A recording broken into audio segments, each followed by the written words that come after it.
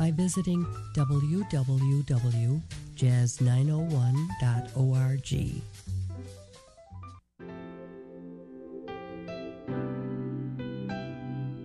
Jazz 90.1 invites you to a party. Join us Friday from 5 to 7 p.m. for live jazz by Jimmy Highsmith Jr. Great refreshments, conversation, and tours of the Jazz 90.1 studios.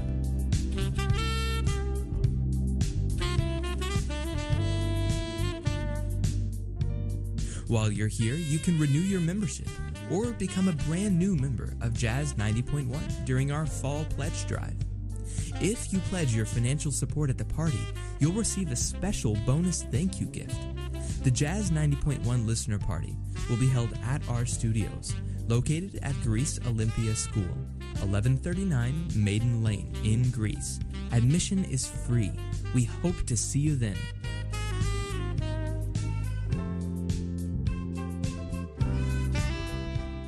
Official WGMC contest rules are available online at www.jazz901.org. Member-supported Jazz 90.1 proudly welcomes you to America's longest-running computer show, Sound Bytes. Call the show now at 966-JAZZ. That's 966-5299. Toll-free 800-790-0415 or soundbytes.org. Now, alongside Steve Ray and Dave Enright, here's Nick Francesco on member-supported Jazz. On YouTube will not be viewable. It's part of my rider. That's how I maintain my anonymity so people don't stop me on the street. There you go. Right. We're not allowed to show Dennis's face. That's right. It's just in silhouette. Contractually obligated. And then we have to change his voice. Well, I'm Dennis Orster. No, this is my changed voice. Oh, that's right. Normally, he sounds... Nick, you're going to have to start coming to rehearsal. You're right. I don't do rehearsal. Ask anybody who performed with me for 20 years. I don't do rehearsal. All right, like all of its predecessors, the first version of this new version of Windows 10 is fraught with problems. What? Non-believable, isn't it? Windows 10 version 1809, that is to say the September 2018 version 1809. That's how they do that. Which came out in October. Because Microsoft. They've stolen Linux's approach, numbering scheme, yeah. Okay. It was released Wednesday, and it has triggered tales of locusts, frogs, lice, hail, boils, and the death of every firstborn son. But one problem stands head and shoulders above the rest. Many people report that the upgrade from Windows 10 version 1803 to version 1809 removes all of the files in their documents, pictures, music, and videos folders. Bum, bum, bum. Isn't it special? Special. The folders are still there, but there's nothing in them. No one seems to have any idea why that's happening. We're all still looking at all the reports, trying to discern a pattern. But according to an intrepid reporter on Spiceworks, there is a solution. If you run the free version of Recuva, R-E-C-U-V-A, and I'll put a link on the website eventually. I'm busy at the moment, you may notice. And that's from the CCleaner people, so it's a well-known product. Okay. You'll find that, and that's an undeleter. Remember undeleters? I do. They're back. From my DOS days. Exactly, and they're back. You'll find that all of the files were deleted, not moved, not erased. Since they were simply deleted, you can recover them, but there is a caveat, and pay attention to this. Don't do anything until you download and run Recuva. Anything you do to your machine may disrupt the deleted files, like and overwrite them, and make parts of them unrecoverable. Also, Recuva is pretty advanced software. You may prefer to take your computer to a reputable dealer. Why didn't Microsoft catch this bug in beta testing? I don't know. It doesn't happen to everybody, but it does happen. Best guess is there's something specific in the logic for upgrading from 1803 to 1809, a situation that isn't frequently tested in beta cycles, where the emphasis is moving from one beta build to the next beta build. Right. So they didn't move from the real one to the next beta, or to the next real one. How long until Microsoft officially acknowledges this bug? Hard to say. In the meantime, remember to lock down your machine to prevent 1809 from installing. And for heaven's sake, don't click check for updates. To block Windows Home from updating, mark your internet connection as metered.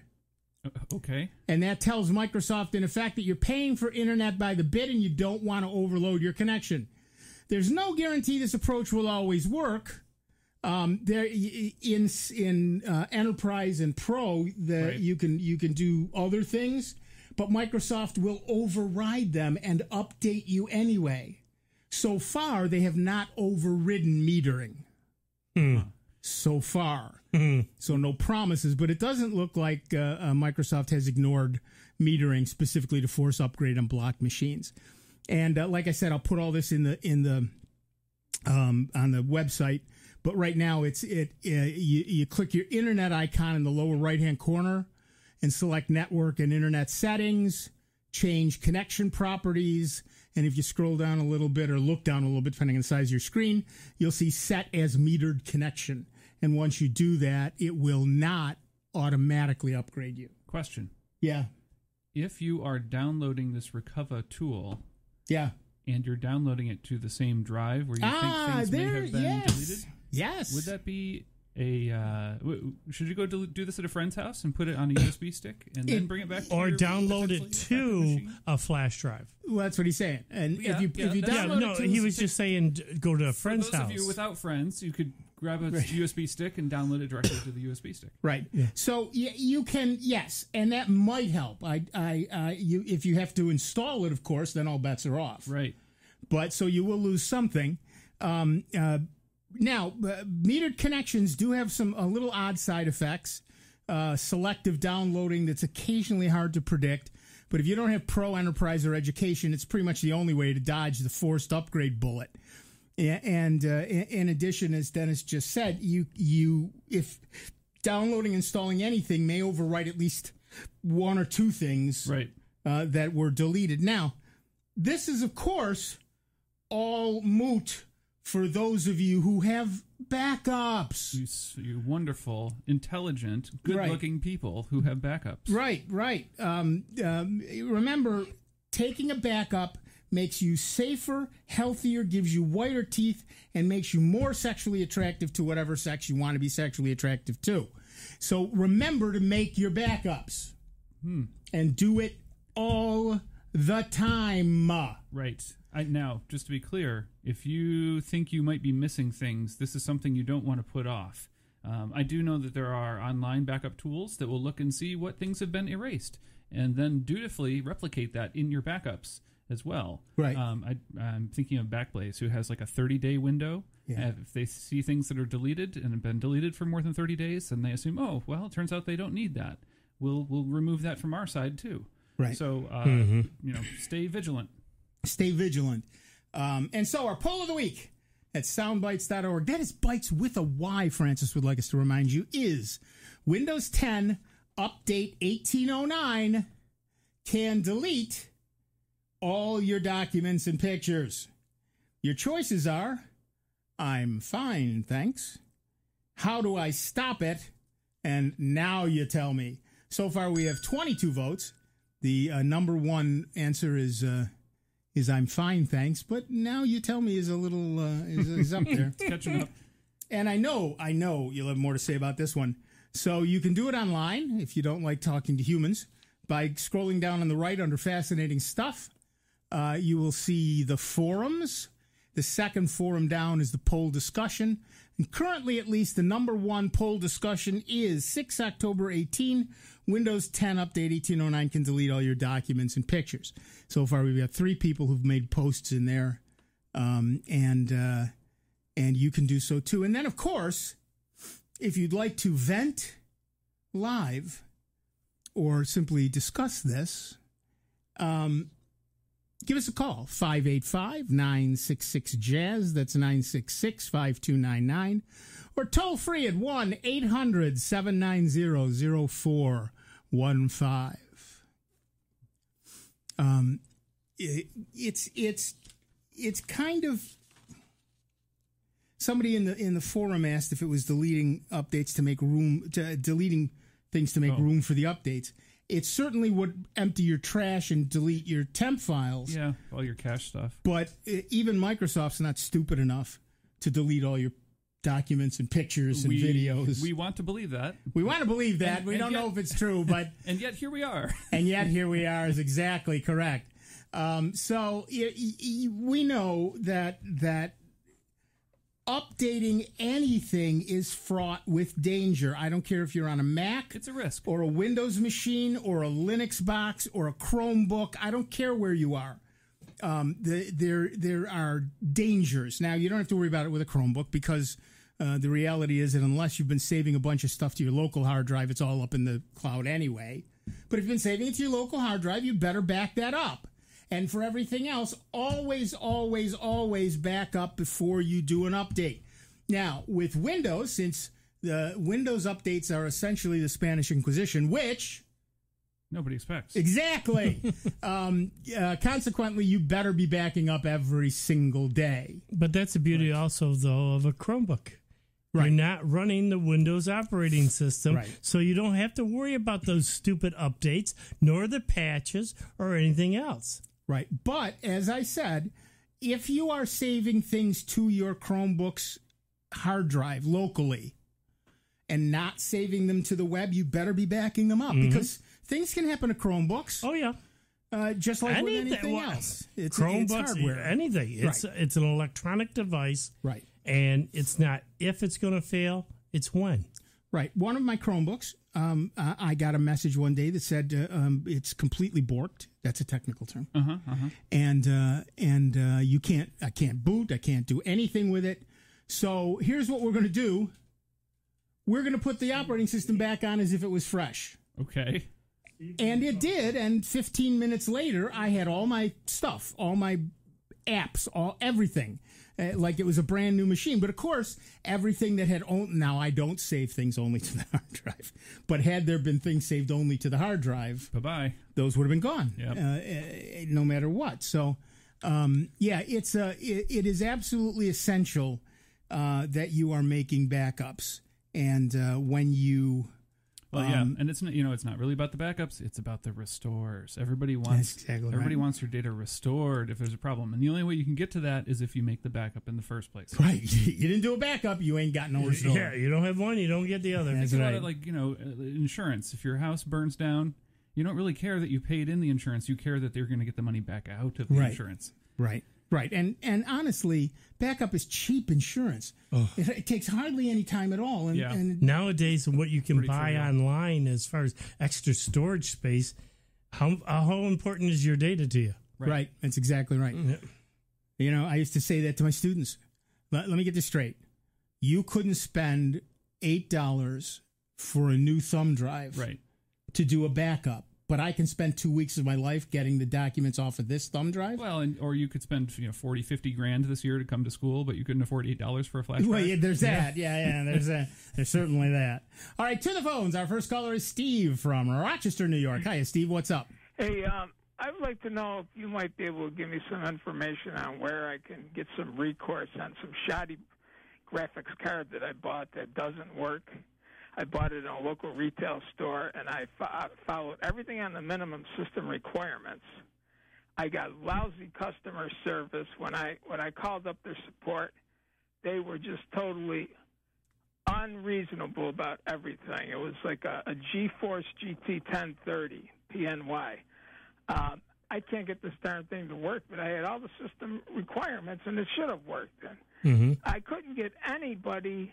I tried every driver. I got 4 operating systems on this computer. It's an older, like Dell Optiplex 780. I used to buy refurbished stuff that's older for under $200 and use that. I'm not on the internet with it. But I tried drivers for Windows and Linux because I got 3 Linux systems and 1 Windows 7 on it. Now, basically what happened is when I installed the driver for Windows 7, everything went on perfectly. Yep. But the thing is, it kept crashing on me. And every time it crashed, it would say something like, this crash is the result of some hardware you put on there. So obviously it was this. None of the drivers work. And I spotted the oldest one that they had available as a driver, a new one, and one in between. None of them worked. All right, they Steve. All did the same thing. And Linux, I couldn't install any of the Linux drivers. I kept getting a message that said I had to do something to manipulate. Okay, Steve, we got to take a quick break. Stay on the line. We'll be back in just a couple of minutes with Dave Enright, Dennis Worcester, Steve from Rochester, me, Nick Francesco, and you. It's 19 minutes after the hour. It's Soundbites. It's member-supported Jazz 90.1. It's America's longest-running computer show. Back to more Soundbites with Nick, Dave, and Steve. Next on member-supported Jazz 90.1. Contributions over the years made through our pledge drives have brought great programming to our listeners. Creating a legacy gift to benefit Jazz 90.1 builds a bridge from one generation of public radio listeners to the next. Please remember Jazz 90.1 in your will, trust, or general estate plans, and join our Jazz 90.1 Legacy Society. You can also find out more by visiting www.jazz901.org.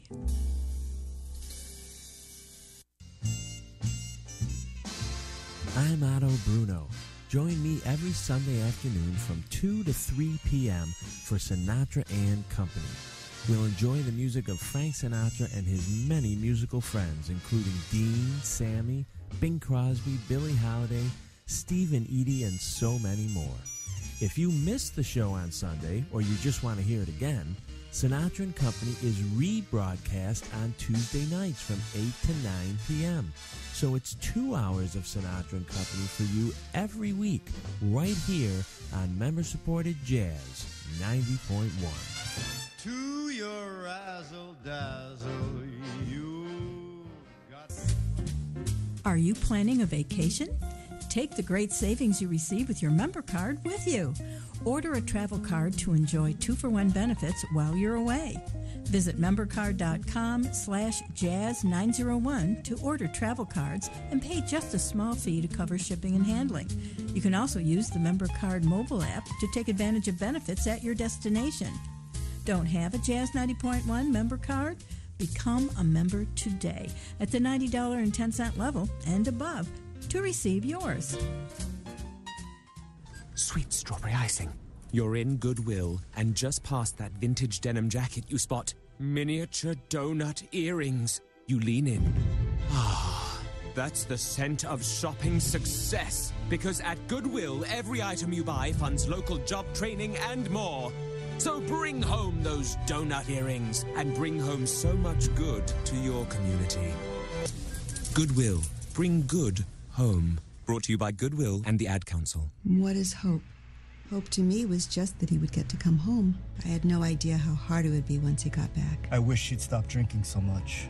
She thinks it's helping, but it's not. I act like I don't care if he comes to my games, but I hope he does. I hoped he'd get help.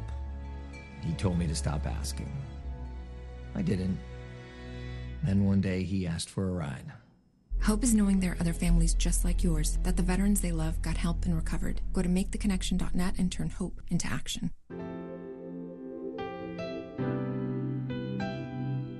Jazz 90.1 invites you to a party. Join us Friday from 5 to 7 p.m. for live jazz by Jimmy Highsmith Jr. Great refreshments, conversation, and tours of the Jazz 90.1 studios.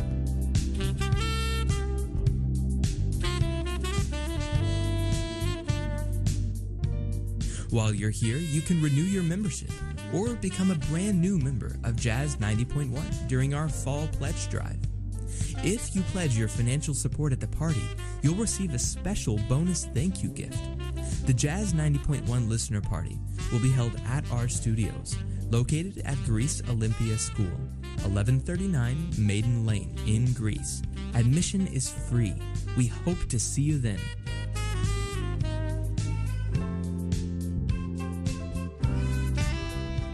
And now, a check of your Jazz 90.1 weather forecast. Warmer weather is on the way as we work our way through the weekend. We'll start out with clouds and perhaps even a brief shower, isolated thunder shower. But during the course of the day, we'll see increasing sunshine and temperatures will top out in the upper 70s to near 80. We'll find clouds, times of starlight tonight, the overnight low near 60. A weak cool front fizzles overhead Sunday with a mostly cloudy sky. We'll look for a northeast wind and a stray shower, the high near 70. Cooler north of the Thruway. I'm meteorologist Josh Nichols for Jazz 90.1. And currently right now we've got a few clouds out there, 74 degrees out at the airport and 77 here at member-supported Jazz 90.1. Hi, this is Otto Bruno. Join me tomorrow from 12 to 2 on member-supported Jazz 90.1. Welcome back, everybody. I'm Nick Francesco. I'm Dave Enright. And I'm Dennis Worster. And at 24 minutes after the hour, we are Soundbites, and we have Steve from Rochester, New York on the line. You still there, Steve? Yes, I am. Okay, so here's the deal. It is possible one of two things. Well, okay, here's what happens. Often, when you put a new card into a machine, it doesn't know the old card is gone.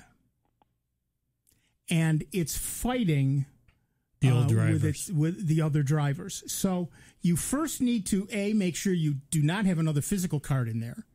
And B, you may need to go into your BIOS and shut down the onboard video card, although it's supposed to turn off when it notices a new card that's gone in. What previous card did you have in there? Just what was integrated on it, right on the... It was like a chip right on the motherboard. Okay. It was an integrated one. The problem with Linux, though, is like when I get into that, any of the operating systems, all three of them do the same thing.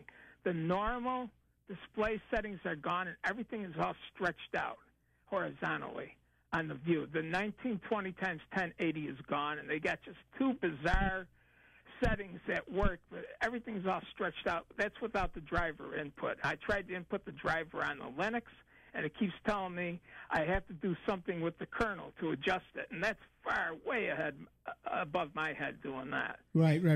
It is certainly a possibility that the card you have is not compatible with Linux.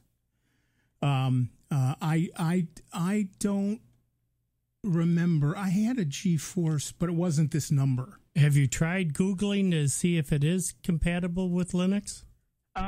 I've gone to NVIDIA's website and PNY, and they referred me to these drivers that should work. Yeah, there are open source drivers for NVIDIA that are built into Linux, and there's if you use the built-in NVIDIA drivers, that should do it. Yeah, but like I say, I only get those two settings and everything's stretched out hard.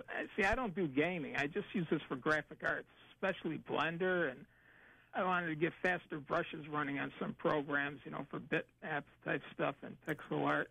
Yeah. But the thing is, like, on this Vision, I've got an other computer, an older one, on a Radeon 5450, an older one. Yeah. That works great. It works on all the Linux and the Windows perfectly well. Well, that's why the thing is, their customer support was just terrible because first they're telling me that I had the wrong BIOS. It wouldn't work with the older legacy CMOS. And they told me I needed a UEFI. Then I said, well, why didn't you put that on the package? I wrote back to them. Somebody said, oh, that person gave you the wrong information. We're sending them back to training. It should work on any. Then they told me to try it on another computer, and I had a disaster doing that. I don't even want to get into it. It's a long story, but it sounds like it's time for a refund or an exchange. Yeah, it sounds like the machine itself, the card itself, is not good. Yeah, I asked PNY for that. What can you at least exchange this for something that will work? They refused to do it. No, then you call your credit card company. You say you want to do a chargeback.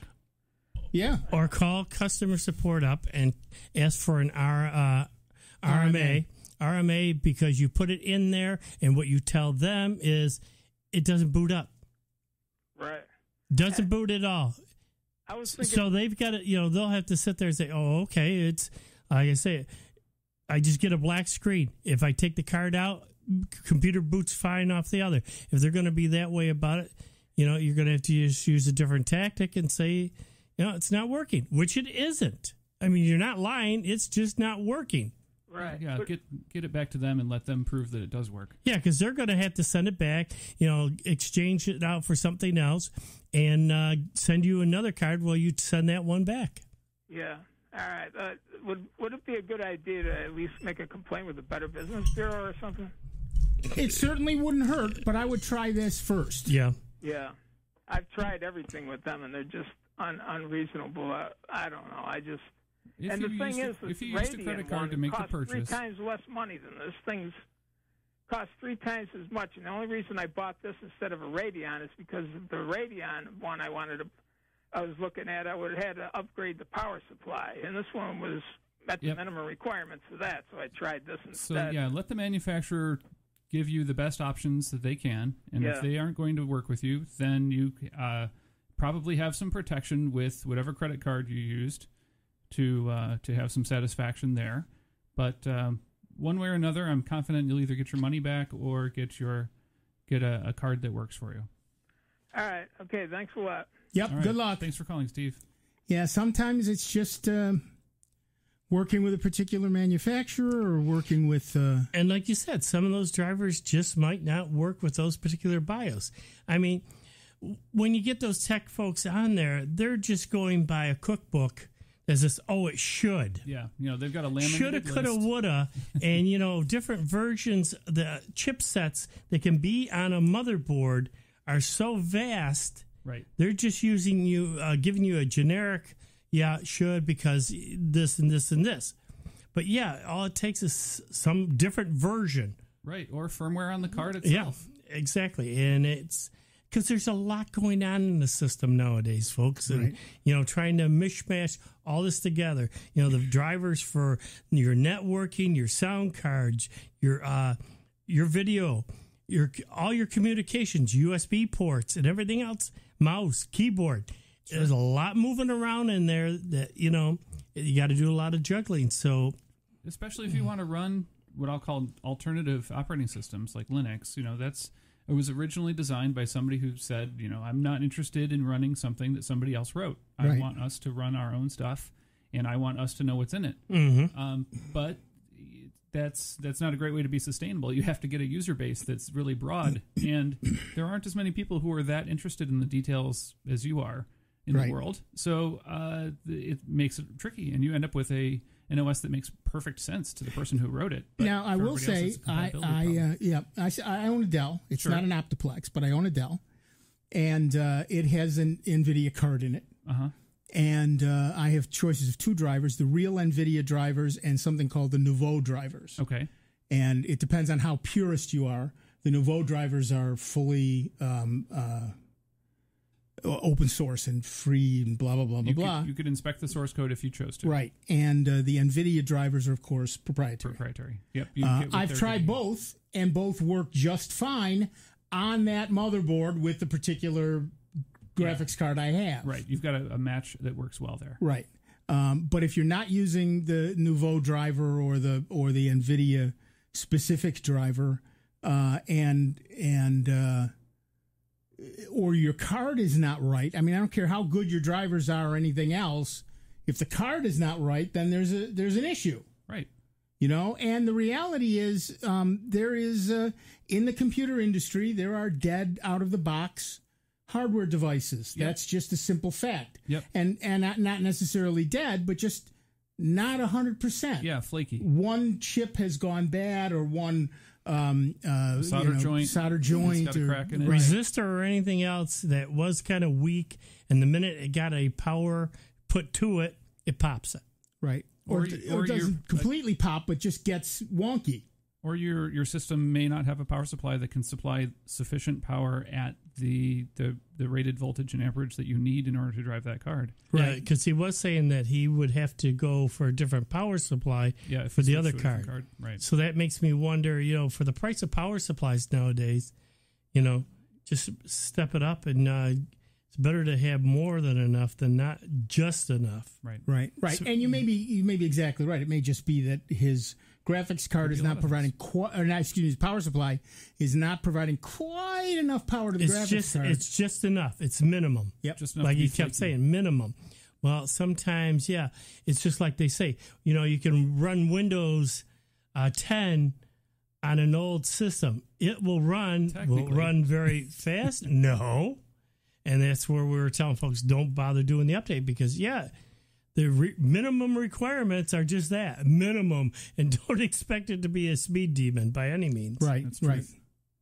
I have that. I have an older desktop now that I don't use much anymore. I'm going to turn it into a headless server at home. And the reason I'm going to do that is because I discovered it reboots itself. I don't care if you're running Windows or Linux or anything on it at all. It reboots itself every once in a while. And I pulled the video card and then use just the internal video, which is lousy. Yeah. Well, just basic. But it works. It works fine. So clearly, screen, right, either the card itself is not 100%, sure, or the power is just not quite enough with that card in it. Or the driver, or there's lots of potential. Well, it as happened with Steve, it crashes in Windows and Linux, both. So I'm thinking it's probably it's something more common. Hardware-y rather than software-y. And so I'm just going to turn it into a headless server. Right. I don't know what I'm going to do with a server in my house. I really don't know. So I'm doing everything in the cloud these days. Well, it's perfect for Halloween. The Ichabod, you could name it Ichabod. That's exactly right. I'll name it Ichabod. Winter's coming, so it'll keep that room a little bit warmer. Yeah, that's right. It certainly will keep the room warmer. And little byproducts. RG&E can help you out with your electric heating with computational exactly right side effects. Exactly right. I can go back to it's a very powerful machine, so I can run SETI at home on it. Okay, so we can finally find those aliens. We finally at last. I've been looking for those for decades. We can do that. I suppose I could mine. I was going to say Bitcoin, but Bitmine. cheese and cracker now. Yeah, I think we're well past the point where just where about the same amount of money doing either one. it costs more in electricity to run a bit miner than you make bit mining. Yes.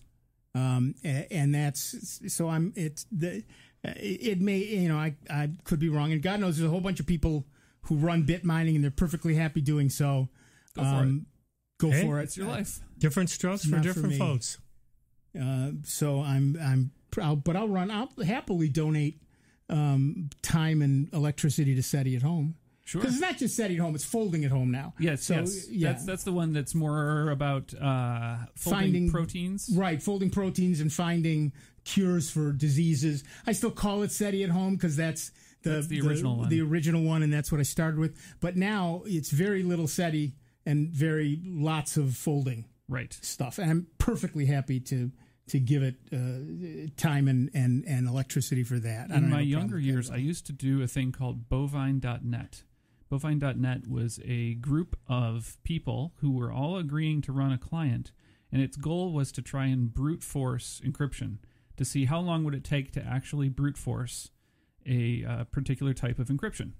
Nice. And you could install this on as many machines as you wanted, and they would all form together and all work on a very small piece of the problem and all phone home with their results. So it was a voluntary botnet. Yes, it was. Yes, that's a great way to think about it.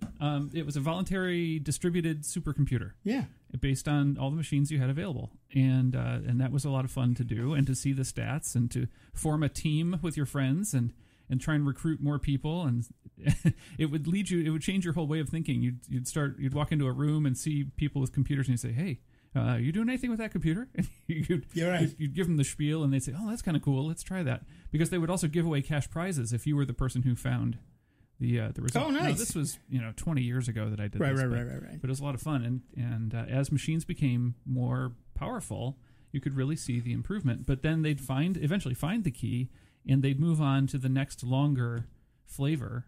And for a little while, you were finding them every year and a half or so. And then when they jumped up, it's been like 15 years. They still haven't found it. So It's a good way to talk about encryption and how changing the length of the key. Well, really and that's the deal with Bitcoin, isn't it? Back in the day, people were finding Bitcoins every couple of days. Sure. And now, generating Bitcoin every couple of days. Now, unless you've got a super cluster, you got nothing. That's right. Speaking of, and even then, you may not have anything. That's right. Speaking of a cluster, I now have 2 Raspberry Pis. Okay. If I had another, say, dozen, I could create a super cluster of Raspberry Pis, which would give me enough computing power. Do they call that a bake shop? It's a bake shop, which would give me enough computing power to really do something like folding at home. Right. Right now, a single Raspberry Pi is a little underpowered. They make some neat kits that you can either 3D print or order, and it allows you to just stack them all together. I've seen. Yep. That's some neat stuff. Yep. And I was looking at one of those the other day. Like I said, I have 2 Raspberry Pis at $35, but I think $48 a piece because you can buy the Raspberry Pi, but then you have to buy the power supply separately. Right. So that's a little different. We'll reset and talk about what these things are probably after. Yeah. We'll talk a little bit about that when we come back. We're going to take a quick break. Back in just a couple of minutes with Dave Enright, Dennis Worcester, me, Nick Francesco, and you. It is 39 minutes after the hour. We are Soundbites on the truly great and truly grateful to you that we can remain member-supported Jazz 90.1. Computer talk you can understand. More Soundbites is next on member-supported Jazz 90.1. October is National Breast Cancer Awareness Month. The number of breast cancer deaths continues to decline thanks to increased awareness and early detection through regular screening. Research shows that mammography can detect breast cancer early when it's most treatable. Women over 40 should schedule a mammogram today. Women of any age who are at high risk should talk to their doctors about when to start screening. For easy-to-understand information about mammography, breast cancer disease, screening, and treatment, visit radiologyinfo.org. Standing up for what's right, helping out when things go wrong, seeking the truth, and speaking our minds. Not just making records, but breaking them. Leading the way behind the camera, beyond the runway, and on the silver screen. Not just making our mark, but making a difference. Now that's a job for a Girl Scout. Girl Scouts, preparing girls for a lifetime of leadership. Dude, that girl Emma is totally checking you out over there. I know it, but I just can't ask her out. Why not? Because I'm broke, dude. You're what? I'm broke. Just grab your Jazz 90.1 member card and get 2 meals for the price of 1 at tons of great Rochester locations. Did you say 2 meals for the price of 1? Yes. At all of my favorite places? Mm-hmm. Like the Big Tree Inn? Yes. And Ludwig's Corner Street Cafe? Uh-huh. And Marble Slab? Oh, yes. I'll be right back. To learn more about the Jazz 90.1 member card, just go online to jazz901.org or give us a call at 585-966-2660. Allison is perfect. I mean, she'd never tell you that. She's humble and perfect. She likes everyone. She even likes her untidy roommate's weird guinea pig. Allison, wait, are you texting and driving? Allison, no. That's the exact opposite of what I was just saying about you. Why, Allison? Why? Texting and driving makes good people look bad. Visit StopTextStopWrecks.org, brought to you by the National Highway Traffic Safety Administration and the Ad Council. This is your early Monday morning host, Paul Kindly, better known as the Doctor. The Jazz 90.1 Fall Membership Campaign begins on October 8th. All of us here at Jazz 90.1 hope that you'll help to keep the great music, blues, and big band music you love going strong by making a pledge of financial support. When you support at Jazz 90.1, you give us the power to spread the joy of music, not only to the Rochester community, but also online worldwide. You can make a difference and ensure great jazz, blues, and big band music remain on the air on Jazz 90.1 FM and on Swingin' Blues Radio online. You can pledge by calling 585-966-5299 or visit www.jazz901.org. Remember, donations of any amount are needed and greatly appreciated. Thank you for supporting your jazz station. Member supported, Jazz 90.1. Follow Jazz 90.1 on Facebook at facebook.com/Jazz901FM. Here's the latest Jazz 90.1 weather forecast. Warmer weather is on the way as we work our way through the weekend. We'll start out with clouds and perhaps even a brief shower, isolated thundershower. But during the course of the day, we'll see increasing sunshine and temperatures will top out in the upper 70s to near 80. We'll find clouds, times of starlight tonight, the overnight low near 60. A weak cool front fizzles overhead Sunday with a mostly cloudy sky. We'll look for a northeast wind and a stray shower, the high near 70, cooler north of the Thruway. I'm meteorologist Josh Nichols for Jazz 90.1. And currently right now we got sunny skies, 76 degrees out at the airport and 77 here at member-supported Jazz 90.1. This is Rob Linton. Join me weekdays from 4 to 6 on member-supported Jazz 90.1. Welcome back, everybody. I'm Nick Francesco. I'm Dave Enright. And I'm Dennis Worster. And at 44 minutes after the hour, we are Soundbites, and you can give us a call at 585-966-JAZZ. That's 966-5299.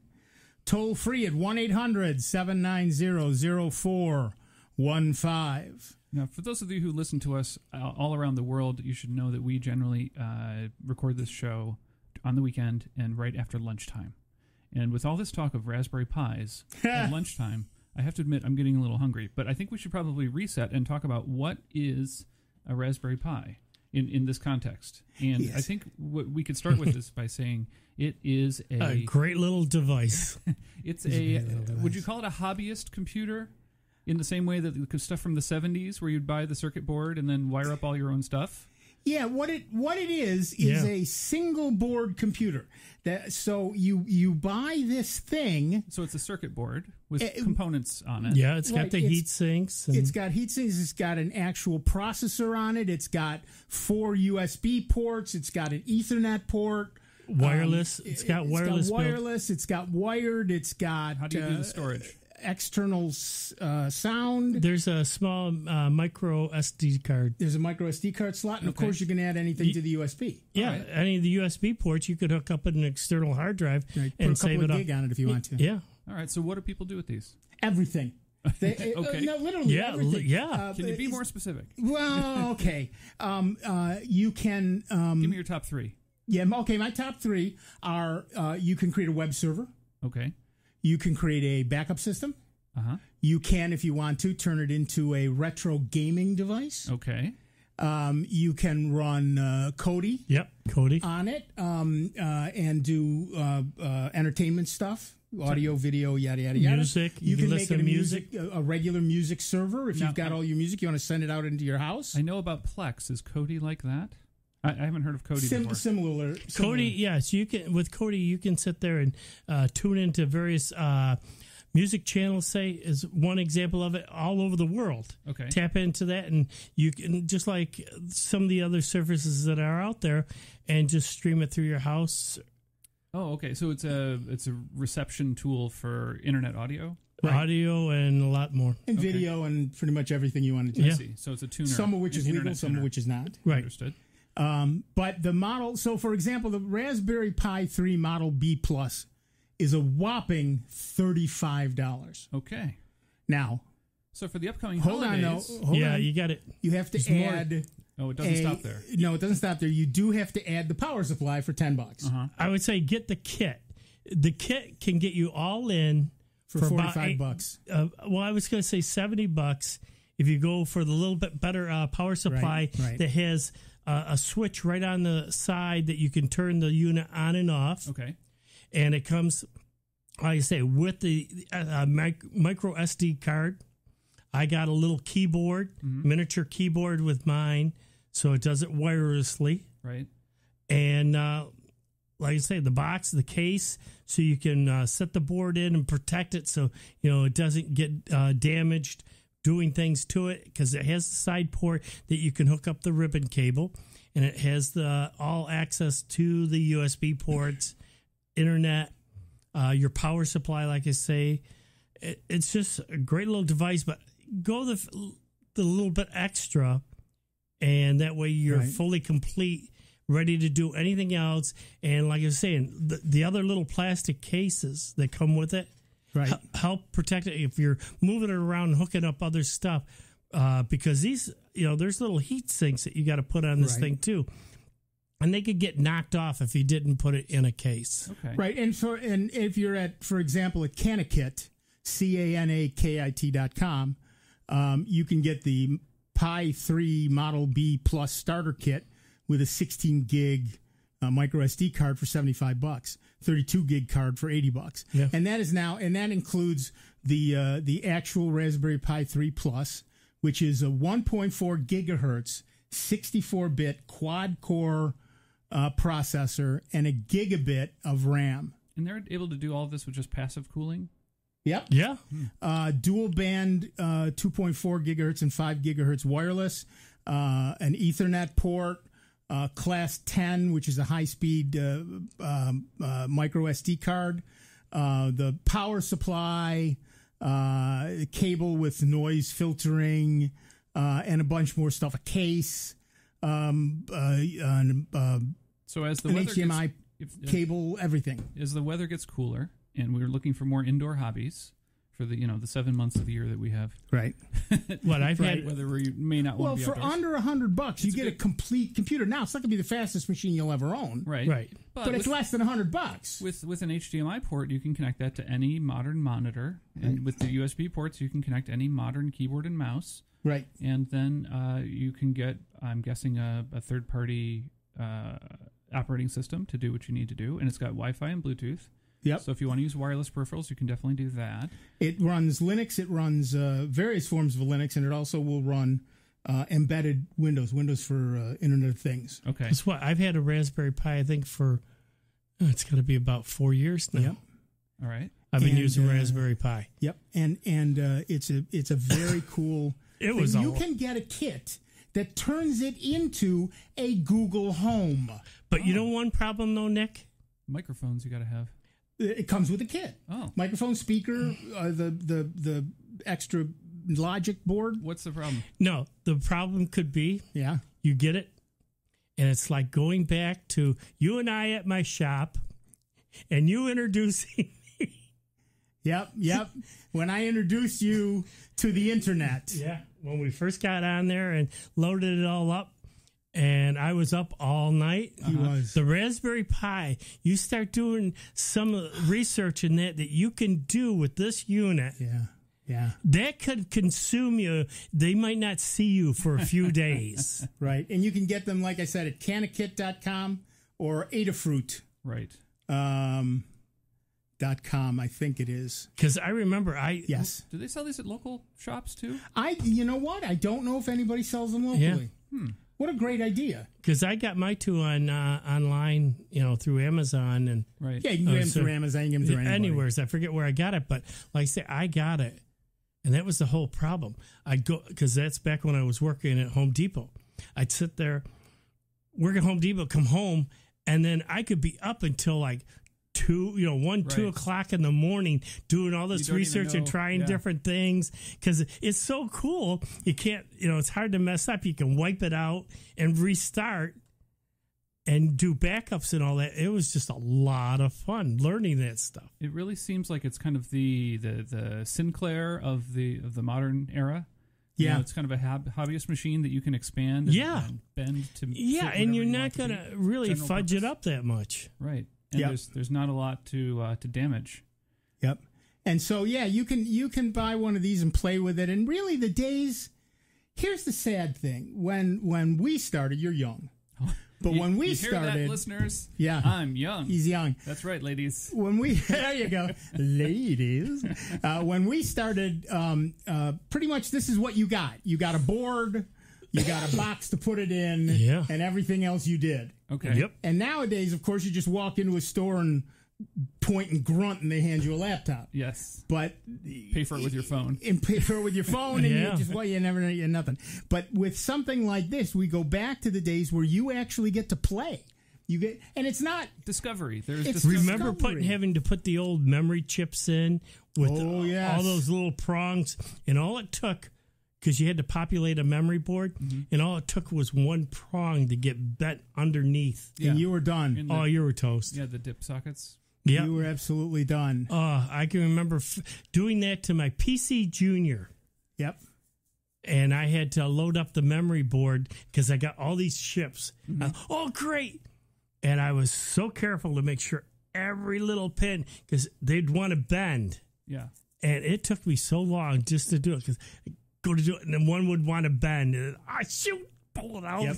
Well, and you had to put in it wasn't a fair amount of force to get them to be into that socket. Yeah, because you could either solder them into the traces on the circuit board, or you could put them. Into the these had little sockets. We didn't have any stinking solders. We had sockets. It's sockets, and you had to slide them into the sockets. Yeah, but you can make. Here's something you can make. We were talking a little bit about this earlier. You can make an FM transmitter. Okay. So you could actually broadcast your... Now, it can't be a powerful FM transmitter. You need a license for that. There are limits. But there are certain frequencies and low power that you don't need a license for. And the Arduino, not the Arduino, the Raspberry Pi kits that come with it enforce that. Okay, but you can create a Raspberry Pi box that blasts your music all over your house. So you can tune your FM radio, or if you've got a phone that does FM, or you can stream it to your phone, over Ethernet. So there's just an amazing number of things you can do. People turn them into all kinds of things. We were talking about this during the break. You get a 9-inch monitor, you slap a Raspberry Pi on the back, and throw in a wireless or a wired. I mean, it's got 4 Ethernet ports, 4 USB ports. So you stick on a mouse and a keyboard, and bang, you've got a computer. Yeah. You could build it yourself. I attached mine to my television. And we should be clear: there's no soldering involved. No, there's nothing where people are going to have to do any type of super technical things. If you buy some of the kits, like the FM transmitter, you might have to solder a lead somewhere. But just to build a rough. It's a single board computer, and that means everything is on that single chip. And it's ready to go. You're done. Okay. You can, if you want to put it in a case, you snap it in. If you want to plug something in, you plug it in just like you would do a real computer. Okay. $35, you got a computer. $10, you got a power supply. It's a very cool thing. And you've got your own internet kiosk at that point, and can hook up anything you want. Yeah, you can hook up anything you want to it, and it works great. Amazing. Like I said, I've got mine running hooked up to my television, so that I had a monitor, and I threw a keyboard and a mouse on it. I'm very tempted to buy one of those little $25 Bluetooth keyboards with a mouse pad right on it. I got 2 of them. Yeah. And I love it because it's got the mouse pad right there. Move around, you can do all the typing on the screen. Well, it's all wireless, and everything old is new again. That's how I grew up, was with mini computers connected to a TV. Yeah, we had the TRS-80 in my house, and my friends had Apple IIs and other stuff. Yeah, but I connected my TV up via HDMI, so it's a little bit different than the RF transmitter. But we're not sitting on the floor of the living room anymore with the machine in our laps. I can't sit on the floor of the living room anymore. All right, we got just a couple of minutes. We better get to the phones. We better talk to Ed from Rochester, New York. What's up, Ed? At least we can get your question in. Well, I just had a quickie. I saw an ad. I think get your impression of it. It was for a Chromebook. Yeah, it is for Chromebook from a big store. Okay. And it's let me see. It's got here. It's 11.6 screen. It's got a 4 gig memory and 16 gigabyte eMMC storage. And it's big. It's in the big name. It's Hewlett Packard Chromebook, Intel inside, etc. But the thing retails for $219. It has it on sale for $179. Is that get 4 of them? What's going on? Get 4 of them. Here's the deal. Google is this week on, I believe, the 9th. Google has a big announcement. We don't know what they're going to announce, but one thing we're seeing is new Chromebooks. And they will be more powerful, and they will be bigger, and yada, yada, yada. So as with when new Macs come out, the old ones get cheaper. Right. When new Windows machines come out, the old ones get cheaper. New Chromebooks come out, the old ones get cheaper. And it looks like this ad you saw, they're getting a little jump on everybody else. Yep, they want to clear out their shelves and be ready for the new stuff. And that doesn't mean those machines aren't useful. They just aren't going to do quite as much. So the new Chromebooks will also run Android apps. The new Chromebooks will also run Linux apps, but they will also cost considerably more. So if you don't need to run Linux apps and you don't need to run Android apps, you can buy an entire HP Chromebook. I have a 14-inch HP Chromebook, 4 gig, 16 gig, and I love it. And $179 is a decent doggone price for it. Well, when you brought up a good point, should you wait till the new ones come out since they got more bells and whistles on them? Well, the new ones certainly will have more bells and whistles, but it depends on whether you need those bells and whistles. Me personally, I would wait to see what the new ones have and then decide if those bells and whistles are something I'm willing to pay for. Or go buy one, take it home, set it on the kitchen counter, wait for the new announcements to come out. If they turn out that the new ones are the ones you really want, take the old one back, get a refund, then go order the new one. Yeah, you could do that too. But yeah, whichever way you go, $179 for an HP is a pretty decent price. All right. So that's what I want to know. Thanks a lot. Okay, thanks. We are going to take a quick break. Actually, we're done with our entire first hour, so we're going to take a slightly longer break. But we'll be back in just a few minutes with Dave Enright, with Dennis Worster, with me, Nick Francesco, and with you. It is 59 minutes after the hour. For no discernible reason, you continue to listen to the longest-running computer show in the known universe. That's right, it's Sound Bytes, and there's a whole nother hour coming up on Jazz 90.1. We'll see you on the other side. Online 24 hours a day, 7 days a week at soundbites.org. More with Nick Francesco, Dave Enright, and Steve Ray next on member-supported Jazz 90.1. WGMC Greece Rochester, a public service of the Greece Central School District. Jazz 90.1. Online at jazz901.org. Special report, Kavanaugh confirmation vote. The Senate is expected to decide later this afternoon on the Supreme Court nomination of Brett Kavanaugh. Republican Senator Deb Fischer of Nebraska says accusations of sexual misconduct are not credible. I appreciate Professor Ford's sincere testimony. I believe she has experienced a traumatic event that no woman should have to endure. There is no evidence, though, that Judge Kavanaugh was the perpetrator. Democratic Senator Gary Peters of Michigan says he believes that Kavanaugh, despite assurances to the contrary, will dismantle Roe v. Wade. I think that if confirmed, Judge Kavanaugh will spearhead the continued erosion of rights for American women, and if given the chance, will vote to overturn this settled precedent. It appears there will be enough votes in favor of Kavanaugh. I'm Ann Cates.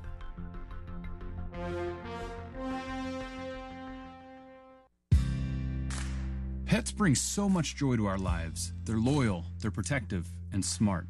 Yet as smart as our pets might be, they can't advocate for themselves, especially in the event of a natural disaster. Hi, I'm Sean Lowe. During Hurricane Harvey, many families were separated from their pets. That's why it's important your pet is part of your family's disaster preparedness plan. Talk to your veterinarian and visit banfieldfoundation.org/disaster. Don't save it for a rainy day. Ready to become a member of Jazz 90.1? It's easy to do, and it feels so good. Just call 966-5299. That's 966-JAZZ. Or pledge securely online at jazz901.org. And remember to check if you work for a company that matches donations. This could double or even triple your pledge. Anytime is a good time to become a member of Jazz 90.1. These days, it's easy to have information overload. Sometimes I just want to kick back, hear my favorite music and the news that affects me. That's why I stay tuned into my local radio station. When important news happens in my part of town, I hear it from them first. For the best entertainment, sports, news, weather, and traffic, anytime, anywhere, I stay local. Support your local stations. Text RADIO to 52886. Furnished by the NAB and this station. Message and data rates may apply. Reply STOP to opt out.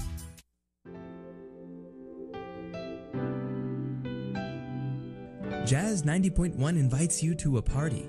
Join us Friday from 5 to 7 p.m. for live jazz by Jimmy Highsmith Jr.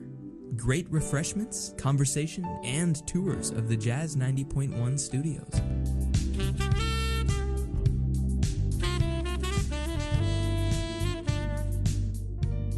While you're here, you can renew your membership or become a brand new member of Jazz 90.1 during our fall pledge drive. If you pledge your financial support at the party, you'll receive a special bonus thank you gift. The Jazz 90.1 Listener Party will be held at our studios, located at Greece Olympia School, 1139 Maiden Lane in Greece. Admission is free. We hope to see you then.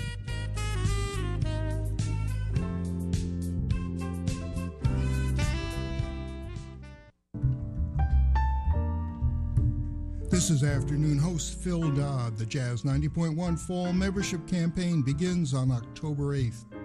All of us here at Jazz 90.1 hope that you'll help to keep the great jazz, blues, and big band music you love going strong by making a pledge of financial support.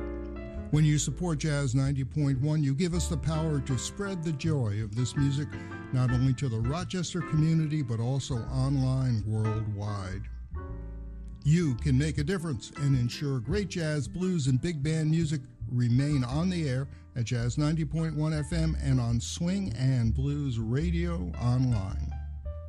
You can pledge by calling 966-5299 or visit jazz901.org. Remember, donations of any amount are needed and greatly appreciated.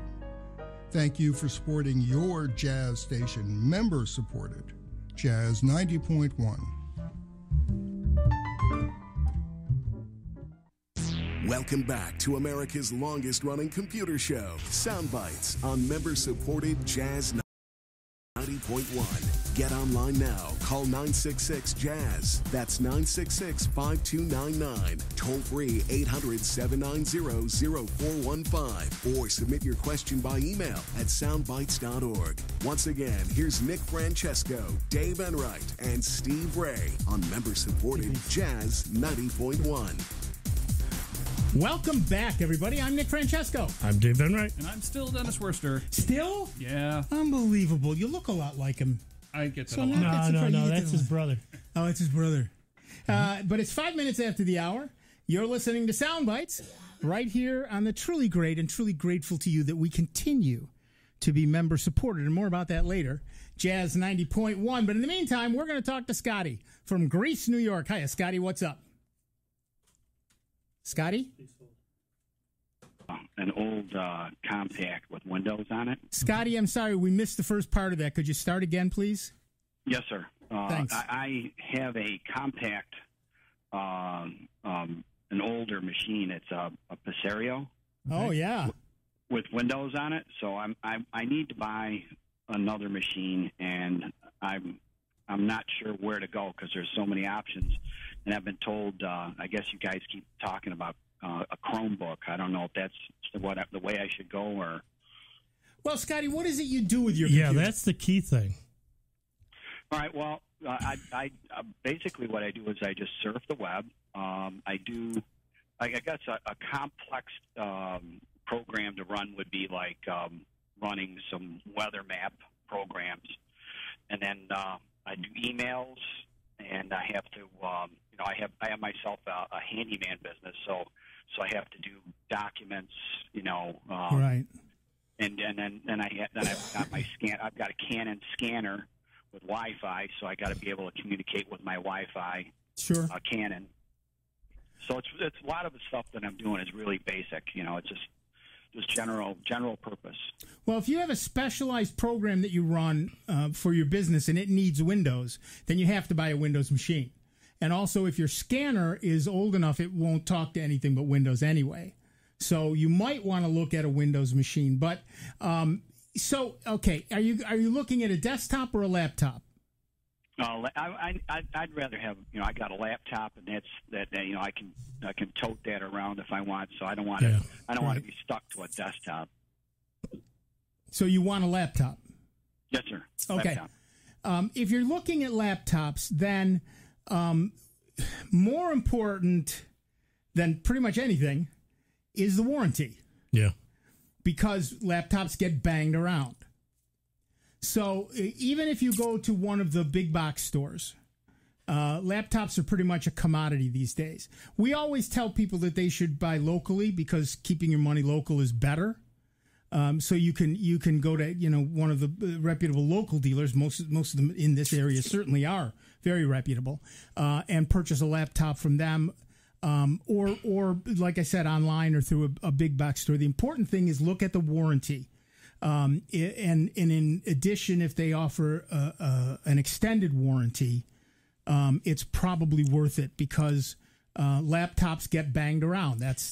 And the other thing, though, buying locally as opposed to going to the big, box stores, is you've got a face to talk to. Exactly. And, if you go in and say something goes wrong on it, the big box store is going to sit there and say, okay, well, we got to pack it up and send it back to wherever, and you're going to be without your machine. Whereas if you do it with a reputable place here in the city, they can usually fix it, sooner than that, and they're going to stand behind the product that they sell. Yeah, we don't recommend individual places just because there are so many good ones. And we're on public radio, and that's just There's laws. But all the dealers in town, very good people, very reputable people. Check them out. They're all... and see how they treat you. Walk in there and see which one you gel with. And see the type of, like Nick said, the type of warranty and the support that you're going to get. And again, when you walk into a local store, as Dennis said, you get a feel for the atmosphere in the place. The vibe, if you don't like it, go somewhere else. Mm-hmm. In addition, ask them to give you a list of a few customers. If they're a reputable dealer, they will be happy to do that. And then talk to those people. You're not spending car money, right? So it's not quite, you don't have to quite go to that level if you don't want to. But even so, it's not, you're also not spending cigarette money. So, well, these days you are. Huh. But, yeah, really. But, spend a little time, do a little research. It's often these days not so much about the hardware you buy as where you buy that hardware and the warranty that you get with that hardware. One thing that I would suggest, depending on the program that you're using, when you're getting this laptop, make sure that it has its own graphics card on board. In other words, you're not sharing the memory with the computer and the graphics. They might call that something like discrete graphics. Yeah. Rather than onboard graphics. Onboard. Or integrated. Integrated or onboard are bad. Discrete or separate are good. Yep. Correct. So you want it to have its own separate memory, so it's not taking from, say, if you got a 16 gig machine, and part of that's going to the video versus the video card having its own dedicated memory. Right. The other thing that's good about a local shop is you can probably take in the laptop you have, and for a nominal fee, they will move your information over to that new machine. So there's one fewer step that you have to do. Right, which is something that most big box stores will not do. Yeah. No, they won't touch it. Okay, that's good intel. I noticed I was listening to the station and you talked about a retune of old machines, and there was a website you could go to, and I didn't quite catch the name of this website, to take an old machine and make it useful again. Oh, sure. If you've got an old machine, one of the things you can do is go to a site called Neverware, NEVERWARE. Hold on. Is it .org? I think it's, no, it seems to be .com. Oh, okay. Yeah, it's .com, neverware.com, WARE, neverware, as in software or hardware.com. And they have a product called Cloud Ready, which turns an old machine essentially into a Chromebook. It's called Cloud Ready? Cloud Ready is the name of the software. Neverware is the name of the website and the company. Copy. Right, and I have put Cloud Ready on half a dozen machines over the years. Right, it's great. It turns them into essentially Chromebooks, which is like a web terminal. It's like the old days, a dumb terminal that you just turned it on and then you were connected to some server up in the cloud. Right, that's basically what you're doing. Now, as we said to an earlier caller. There are levels of Chromebooks now. The newer ones will will run Android apps and Linux apps. Cloud Ready is more like the old ones. It doesn't run Android apps and it doesn't run Linux apps, but it runs all of the Chromebook apps. So you're not really missing out on anything. And oh, by the way, it's free. And could I use that on my Stereo? Yeah, you'd probably have to go to the website and see if it's listed as a compatible item. Right. Not every old depends on the age and it depends on the chipset. So not every old laptop just works.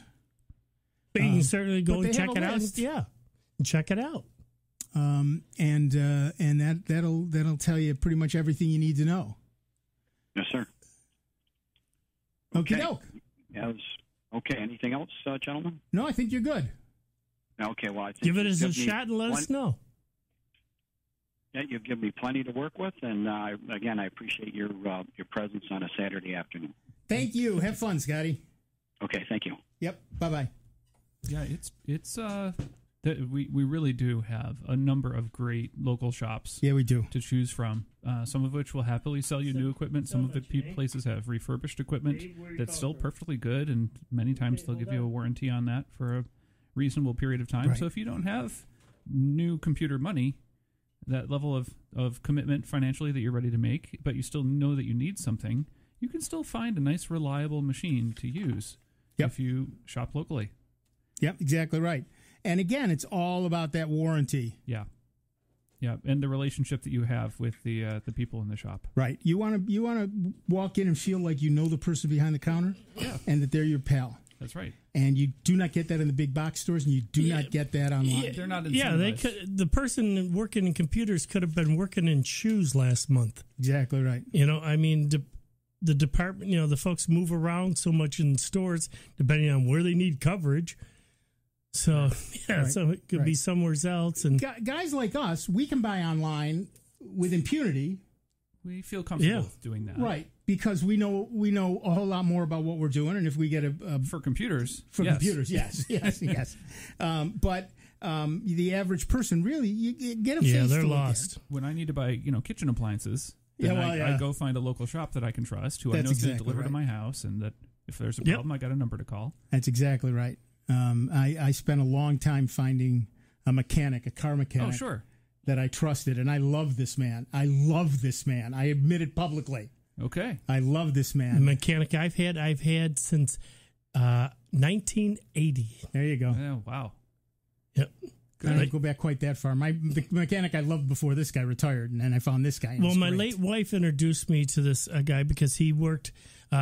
His wife worked with my late wife at Kodak, and because our car was having trouble.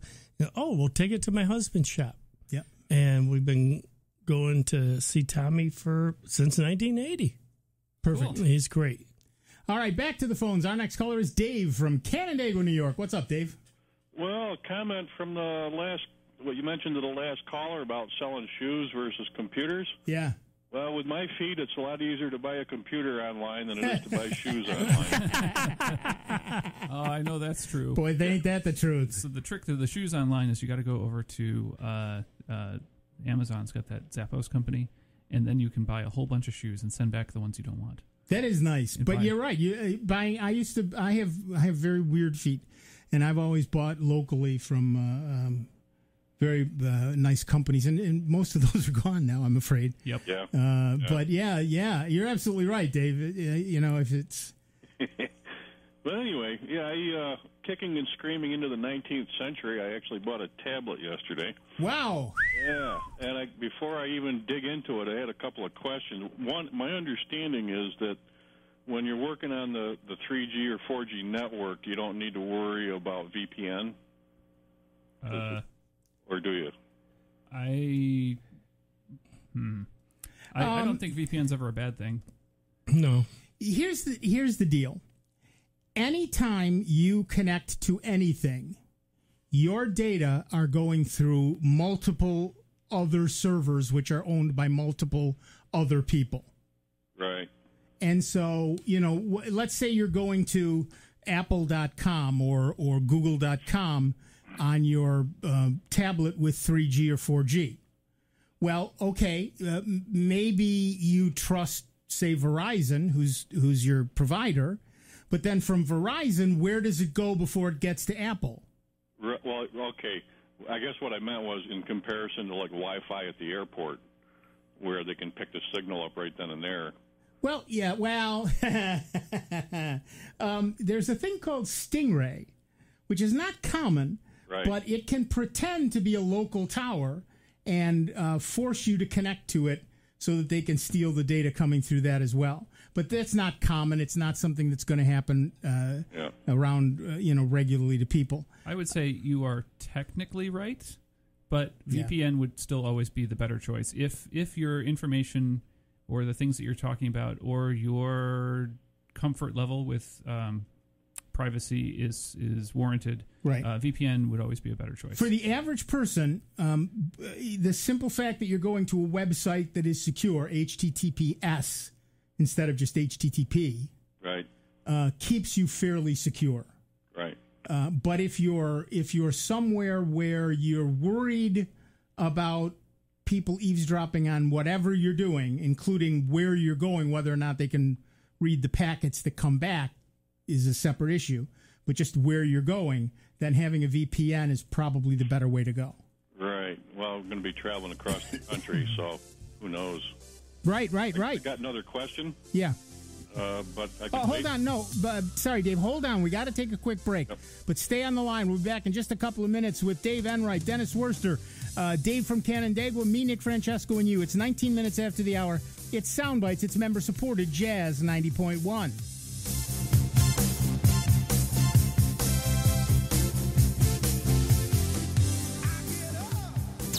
It's America's longest-running computer show. Back to more Sound Bites with Nick, Dave, and Steve. Next on member-supported Jazz 90.1.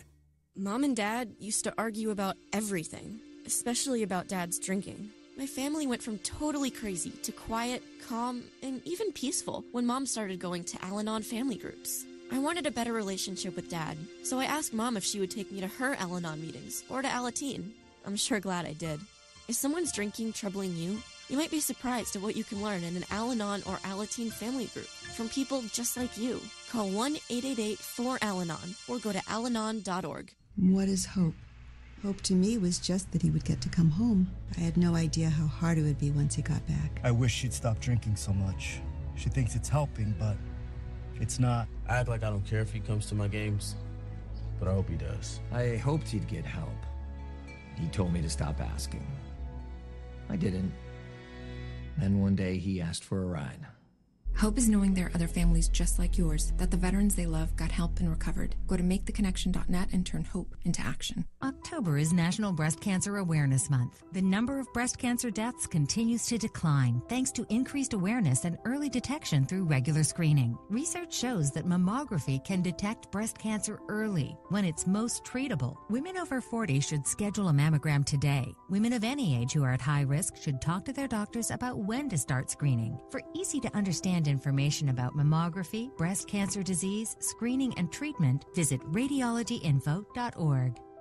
62% of medications purchased online are fake, and many contain toxic ingredients like antifreeze, floor wax, and house paint. You're kidding, right? They're toxic. It's something that humans should not be eating or drinking. I want to take medication to stay healthy, not make me a lot sicker. The good news is you can be sure your online pharmacy is safe if you see .pharmacy in its web address. So if I see .pharmacy, it's legit. Learn more at safe.pharmacy, a public service from NABP.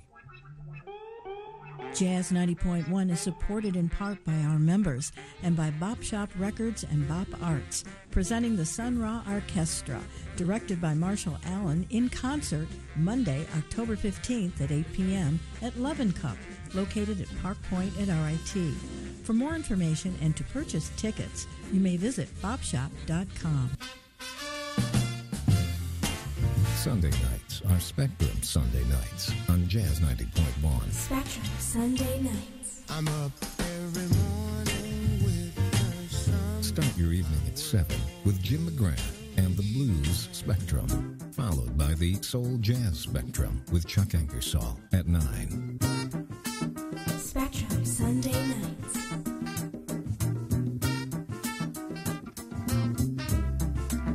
Then the Spectrum with Derek Lucas at 10. From blues to soul jazz to the spirit of jazz, join us Sunday nights starting at 7 for Spectrum Sunday nights, only on Jazz 90.1. Spectrum Sunday nights. Jazz 90.1 weather. Warmer weather is on the way as we work our way through the weekend. We'll start out with clouds and perhaps even a brief shower, isolated thunder shower. But during the course of the day, we'll see increasing sunshine and temperatures will top out in the upper 70s to near 80. We'll find clouds, times of starlight tonight, the overnight low near 60. A weak cool front fizzles overhead Sunday with a mostly cloudy sky. We'll look for a northeast wind and a stray shower, the high near 70, cooler north of the Thruway. I'm meteorologist Josh Nichols for Jazz 90.1. Currently, we've got a few clouds out there and 75 degrees out at the airport and 78 here at member-supported Jazz 90.1. Hi, I'm Jim McGrath, host of the Blues Spectrum. I hope you can tune in this Sunday evening from 7 until 9 for some of the best blues around here on member-supported Jazz 90.1. Welcome back, everybody. I'm Nick Francesco. I'm Dave Enright. And I'm Dennis Worster. And at 24 minutes after the hour, we are Sound Bytes, and we have Dave from Canandaigua, New York, still on the line. What's up, Dave? Well, it's been so long, you got to remember the reason I called. The other one with this tablet, it's a Galaxy Tab A. Oh, yeah. Which sounds like a bottom-of-the-line thing, maybe, but it's enough. I think it's enough of what I need. Okay. But it would be nice to actually get online with my laptop, and I wondered if I can use the Galaxy as like a modem to connect to the 3G network into my computer. It depends. What network are you on? Verizon? Yes. Here's the deal. One of the things that happened years ago was the FCC gave Verizon a whole bunch of spectrum. Which you can think of like real estate. Wireless spectrum, right. Yep. But it had been public spectrum.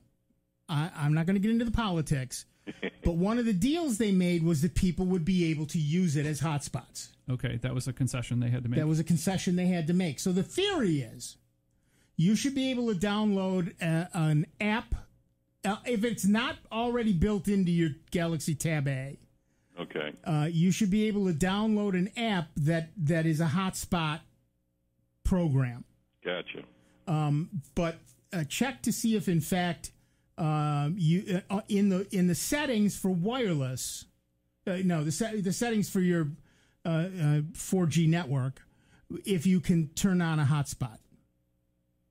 Now you want to be careful again because you want to make sure you set a password and yada yada yada. Right. But make sure you do. When you do that, you should be able to then use it as a hotspot. I used to do that with my phone back when we had unlimited data. Sure. Right. I used to do that with my phone. Okay, and then I connect with either a cable or does that Wi-Fi? Oh, Wi-Fi. It becomes a hotspot, so it becomes a little, which is why you want to put a password on it.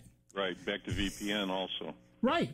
So you put a password on it, and then your laptop will connect as if it were a local wireless hotspot. Right. It is a local wireless hotspot. Yeah.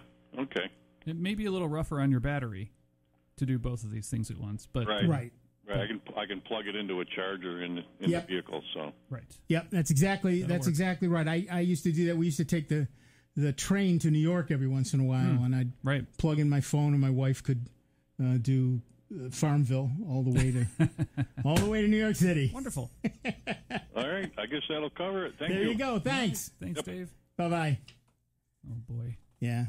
All right. To the one time we were making the trip, and some lady stopped and said to my wife, "They have Wi-Fi in the train?" She said, "No, my husband set up a hotspot."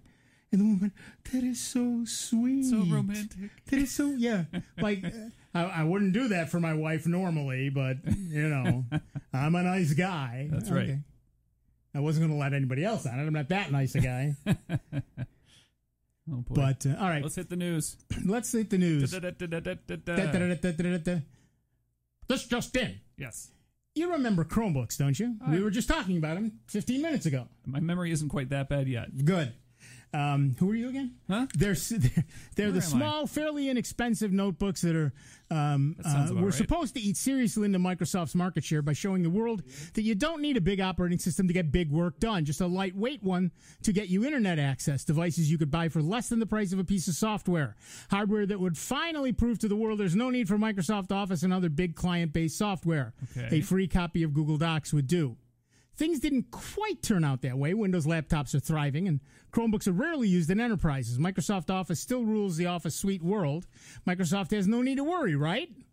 Well, not quite. Okay. There are signs that Chromebooks are a bigger long-term threat to Microsoft than you might imagine. A shift from Windows laptops to Chromebooks won't come overnight or even in the next few years, but over the long term, they're likely to be a serious competitor. The reason? Chromebooks sell big in education. That's true. They're unseating Macs in schools. Yep. 2 years ago, for the first time, Chromebooks outsold Macs in schools. Schools are a great market for Google, but Chromebooks are also Trojan horses.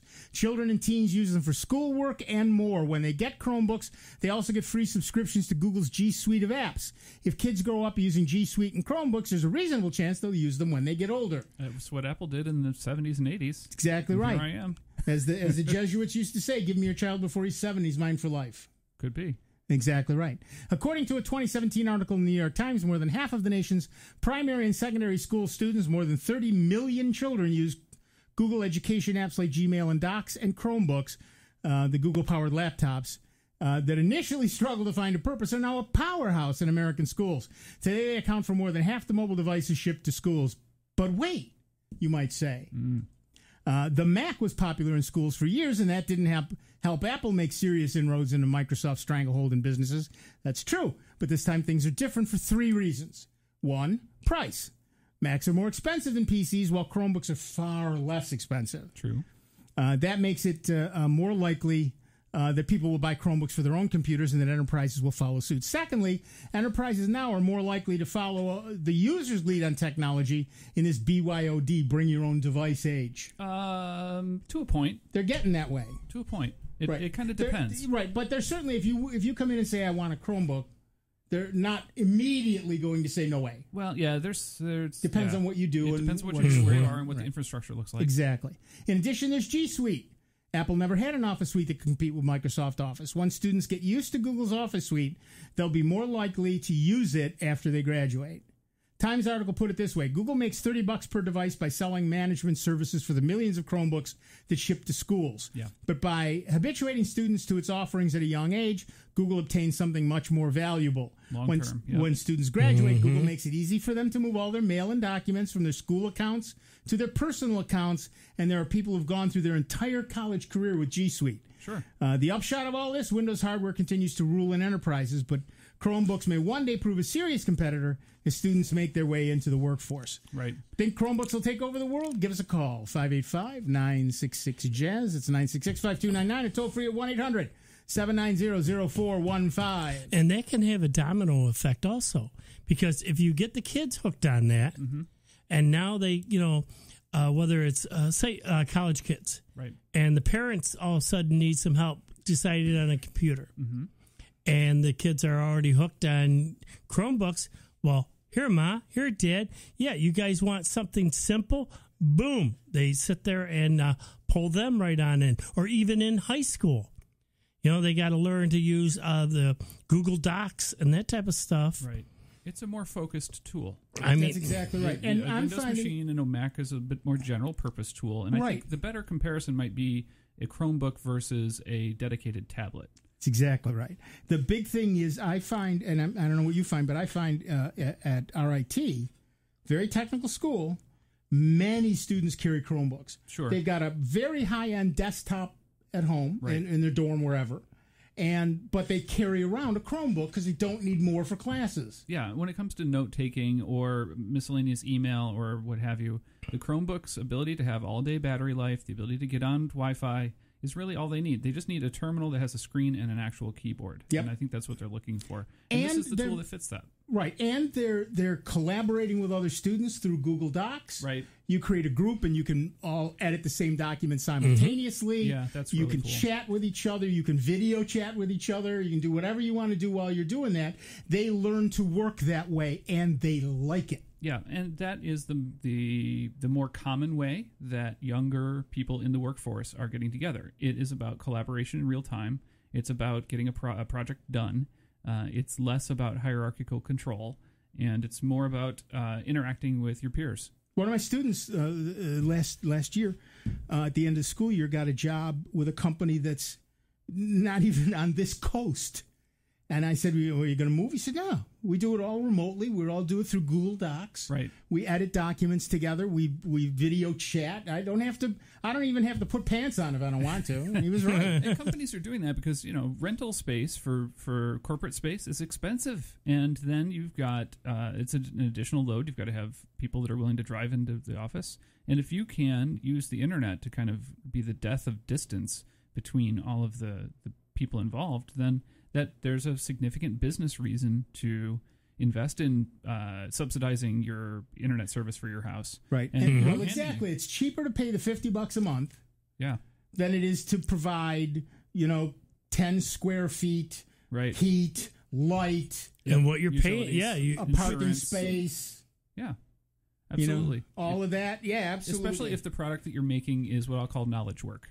If it's based on research and you working on things that you know about, then where you do it is not tech support. As important. People can be anywhere in the world. We found that out. Yeah, that's true.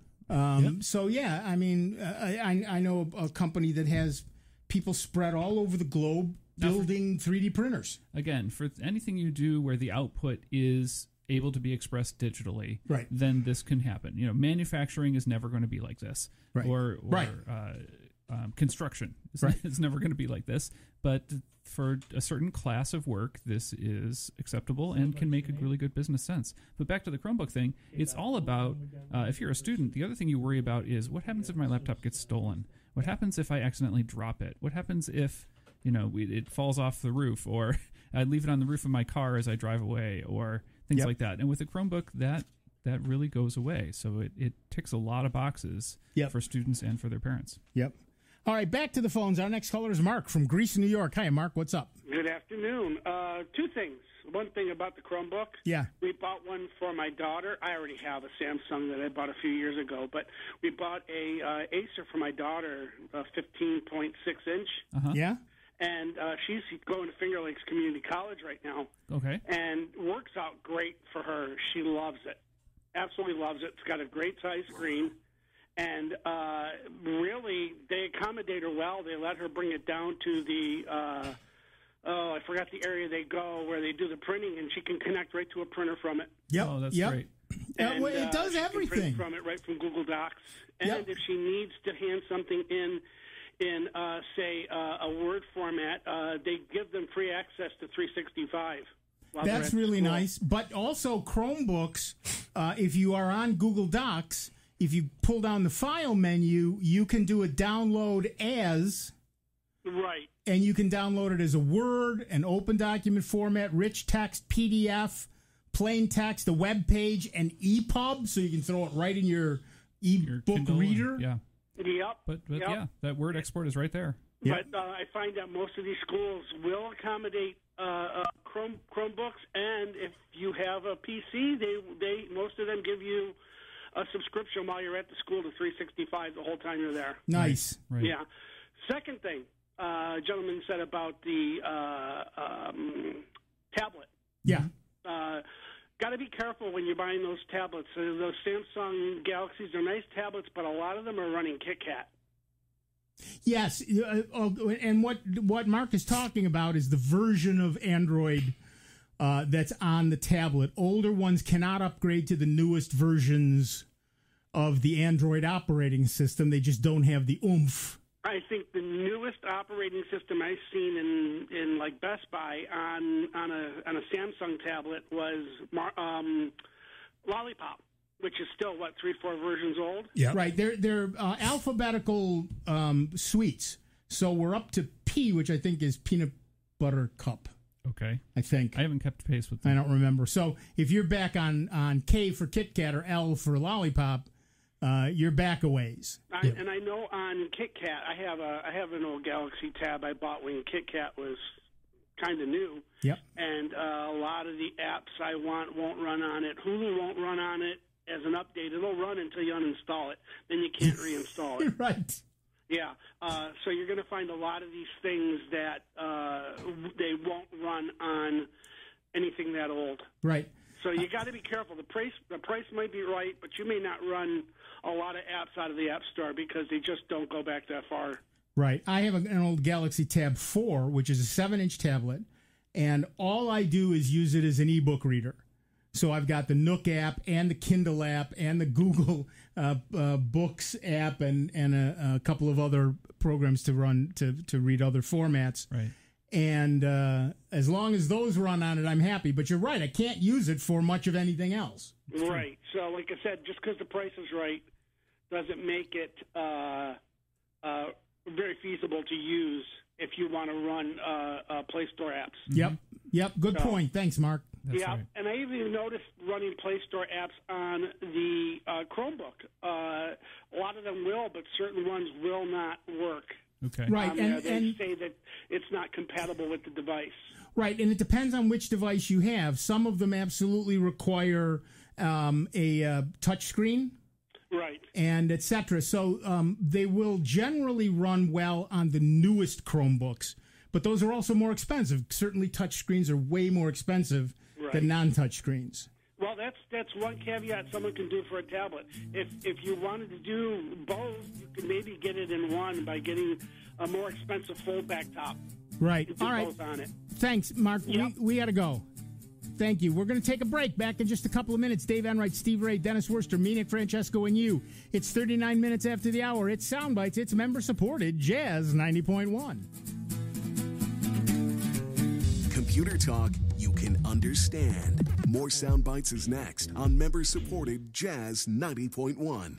Standing up for what's right. Helping out when things go wrong. Seeking the truth and speaking our minds. Not just making records, but breaking them. Leading the way behind the camera, beyond the runway, and on the silver screen. Not just making our mark, but making a difference. Now that's a job for a Girl Scout. Girl Scouts, preparing girls for a lifetime of leadership. I'm little teapot, short and stout. Here is my handle and here is my spout. No, Dad, like this. When I get all steamed up, then I shout, tip me over and pour me out. This is WWE superstar Roman Reigns. It only takes a moment to make a moment. Take time to be a dad today. Visit fatherhood.gov, brought to you by the U.S. Department of Health and Human Services and the Ad Council. I'm voting in the midterm elections because my constitutional right, because my ancestors died. To make it better for my children. The women before me fought. So we can remain free. Helping your community out. Midterm election. I know every vote makes a difference. My opinion matters. I vote. I vote. I vote in the midterm election. Register now on IamAvoter.com. And don't forget to vote Tuesday, November 6th. Brought to you by I Am a Voter and the Ad Council. October is National Breast Cancer Awareness Month. The number of breast cancer deaths continues to decline thanks to increased awareness and early detection through regular screening. Research shows that mammography can detect breast cancer early when it's most treatable. Women over 40 should schedule a mammogram today. Women of any age who are at high risk should talk to their doctors about when to start screening. For easy to understand information about mammography, breast cancer disease, screening, and treatment, visit radiologyinfo.org. Pets bring so much joy to our lives. They're loyal, they're protective, and smart. Yet as smart as our pets might be, they can't advocate for themselves, especially in the event of a natural disaster. Hi, I'm Sean Lowe. During Hurricane Harvey, many families were separated from their pets. That's why it's important your pet is part of your family's disaster preparedness plan. Talk to your veterinarian and visit banfieldfoundation.org/disaster. Don't save it for a rainy day.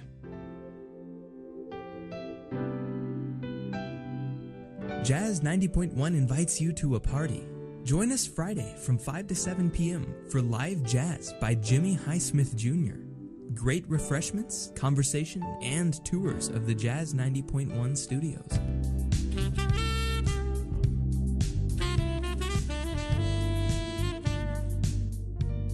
While you're here, you can renew your membership or become a brand new member of Jazz 90.1 during our Fall Pledge Drive. If you pledge your financial support at the party, you'll receive a special bonus thank you gift. The Jazz 90.1 Listener Party will be held at our studios, located at Greece Olympia School, 1139 Maiden Lane in Greece. Admission is free. We hope to see you then.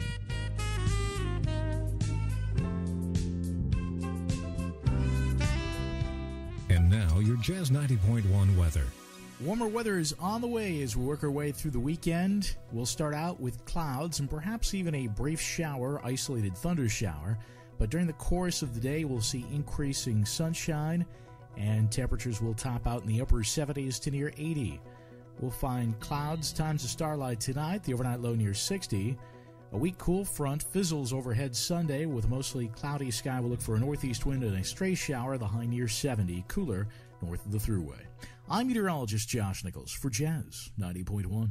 And currently right now we got mostly cloudy skies, 77 degrees out at the airport and 80 degrees here at member-supported Jazz 90.1. Howdy, folks. This is Dan Gross. You can listen to me Mondays, 6 to 8 p.m. here on member-supported Jazz 90.1. Welcome back, everybody. I'm Nick Francesco. I'm Dave Enright. And I'm still Dennis Worster. Unbelievable. Yep. No matter how hard we try, he just stays Dennis Worster. For 2 hours consistently. 44 minutes after the hour, well, an hour and 44 minutes anyway so far. Well, he got here early. He did. It's pretty much 2 hours. A bit. We have nobody on the phone, so I'm going to read another. News item. What's going on in the news, Nick? But hold on though. Just reiterate though on that Chromebook though. Yeah, I think we've been saying it right along that Microsoft is still running scared because the Chromebooks are digging deeper and deeper into the school systems. Yeah, and becoming the item of choice. Because, as we've said before, there's no operating system to maintain. It doesn't get viruses, doesn't get spyware, doesn't get malware. And, if something happens to it, I just reset it and put it back to, say, if I'm a school system, I have one set program that I put on it for, say, the 5th grade. Yep. And I can flash it back to that and, boom, hand it back to the kid. Nothing, doesn't take me long at all. You don't have to have a lot of administrative helps supporting that network and the machines and all that other stuff. Yeah, because they're just about fail-proof as far as, worrying about breaking them or anything else. The management tools for them are almost entirely online. The costs are very predictable. The repair costs are very predictable if it needs repairs. But the number one thing is if your student is not saving anything to that local machine and the machine goes wonky for whatever reason, let's just say that, the Q key on the keyboard stops working. The student can bring it to you and say, this is just not working. And you can hand them a spare machine. They log in as themselves and they see all their stuff again. Yeah. They don't have to be without a machine for a week while you send it out to get repaired.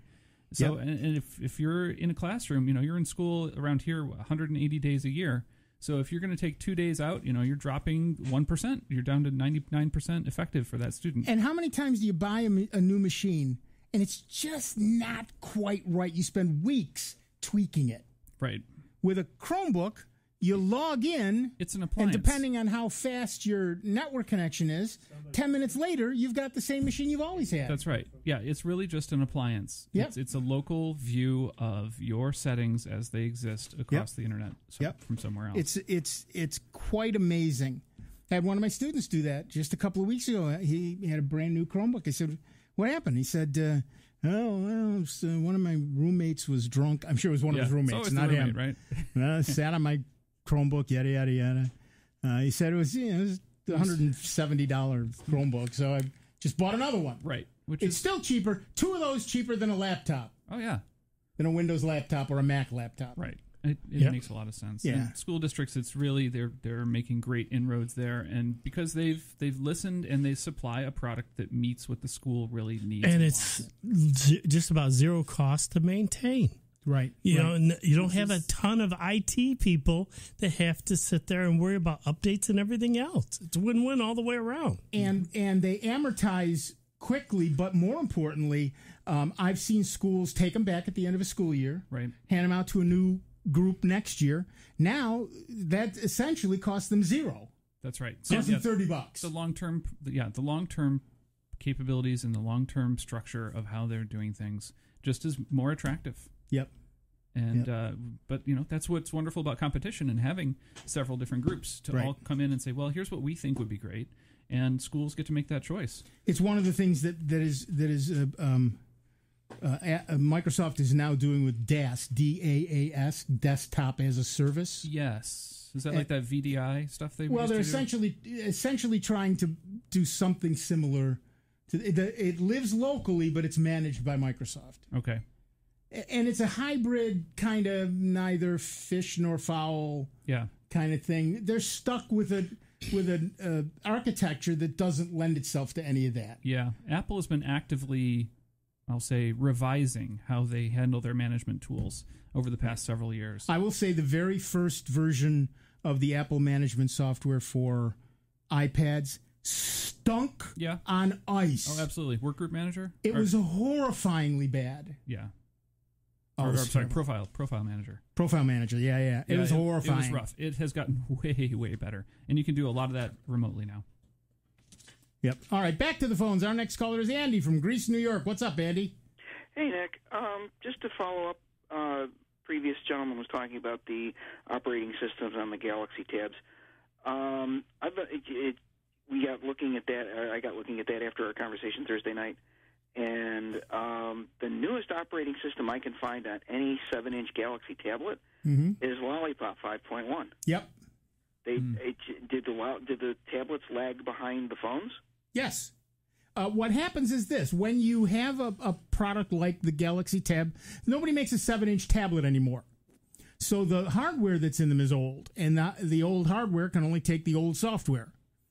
So you will find that I can't update my tablet anymore. It's stuck, I believe, on Lollipop as well.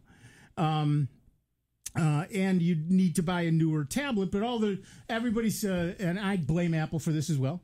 Everybody's going with 10-inch tablets and 12-inch tablets, and even the 8-inch tablets are not paperback sized. Android did it first with their huge phones, and now Apple's catching up to that. And it's like, we're not talking about phones. I'm talking about tablets. I think they've chased each other. So to get to the heart of what you just said, they're not making 7-inch tablets anymore. I've seen very few of them.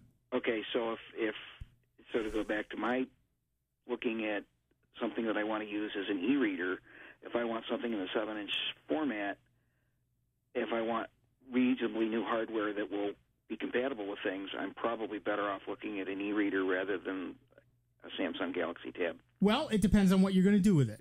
Now, like I said, I have an older a Galaxy Tab 4, and the thing I like about it is that I can buy books from Kindle, from Amazon, that's Kindle, from Nook, from Barnes & Noble, from Google, from any place else, and run them on other programs. And I can run all of those. And since that's all I use it for, I don't care that it can't run other things, because I have a phone that does all those things. True. To me, it's very much the argument we were just having about Chromebooks versus desktops. I've got a giant desktop at home, so I carry a Chromebook. I've got a phone that does all the modern things I need to do, but when I read, I want something that's a 7-inch book-sized reader that lets me read from anybody's store. And that's really all I need it for. I don't need it to do 1,000 other things. Yeah. But that's me. I mean, you have to decide what it is you're going to do with it, what you need it for. Is it replacing your phone, or are you really looking at it as an e-reader?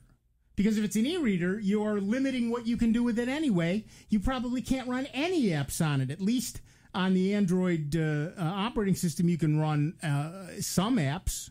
Yeah. And that limit is okay. It's just a decision you have to make as a consumer. Right. Exactly right. Do you want a specialized tool or a more general tool? I have a couple Chromebooks. I got a full laptop, and I've got an LG phone that does everything I want it to, and probably stuff I haven't even figured out how to do yet. Right. So the question becomes... I'm strictly looking for an e-reader that will do, that's the right size to read books on.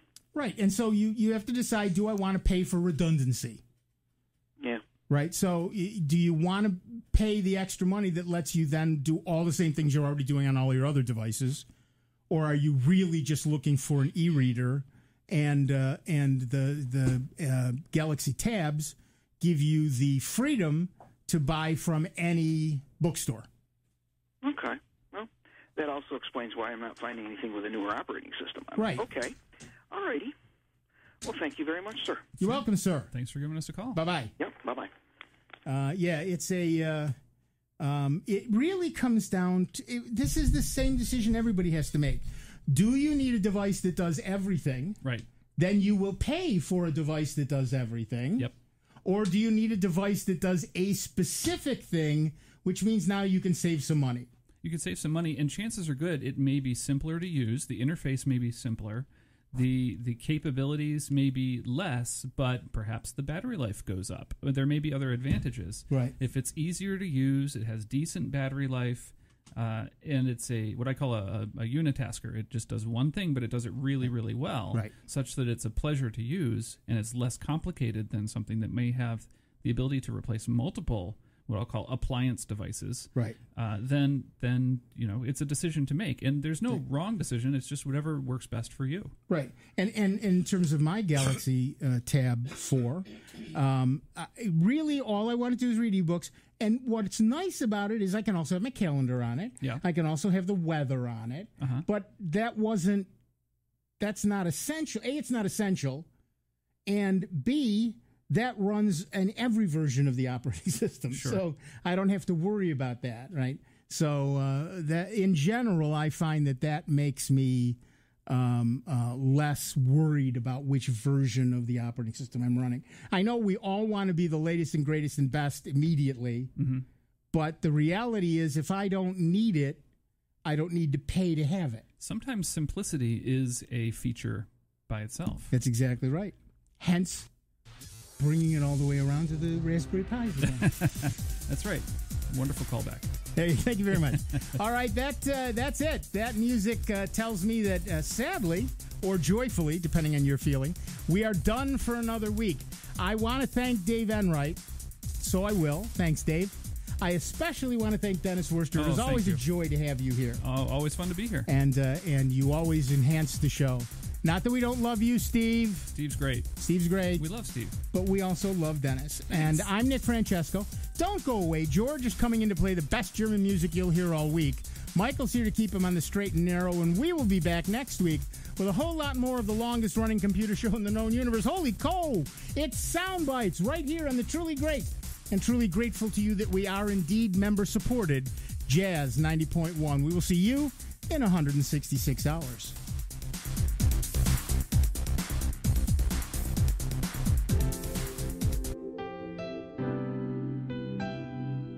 Jazz 90.1 invites you to a party. Join us Friday from 5 to 7 p.m. for live jazz by Jimmy Highsmith Jr. Great refreshments, conversation, and tours of the Jazz 90.1 studios.